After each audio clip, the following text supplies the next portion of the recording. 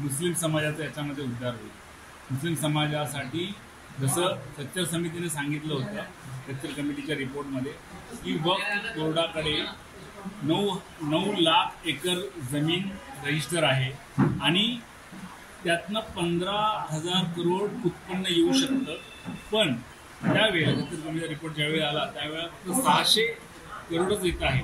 जर पण या अमेंडमेंटमधनं अशी आशा आहे की 15,000 का त्याच्यावरही जास्त करोड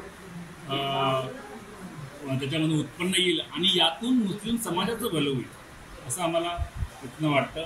तसंच मुस्लिम महिलांना याच्यामध्ये नेतृत्व मिळेल। तिसरी गोष्ट, समाजामध्ये तेढ निर्माण होतं अशा गोष्टी ज्या काही याच्यामध्ये आहेत।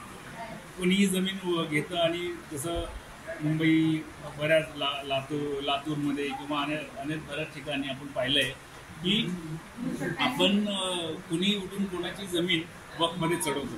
तर याचं रेग्युलेशन कलेक्टरच्या थ्रू होणार असल्यामुळे समाजातलं हे तेढसुद्धा बंद होईल असं आम्हाला वाटतंय।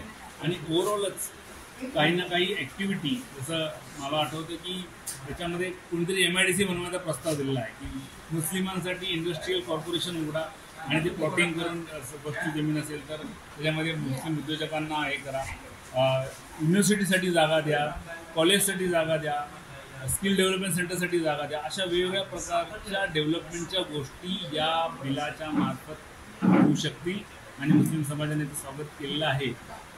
आता तुम्ही बघितलं असेल आज आंदोलनाचा कॉल होता पण 3-4 जागी त्याचं आंदोलन झाली। मुंबईत, महाराष्ट्रात तर कुठंच झालं नाही। त्यामुळे मुस्लिम समाजाने हे स्वीकारलेलं आहे, हे सांगायलाच आम्ही इथे आलेलो आहोत।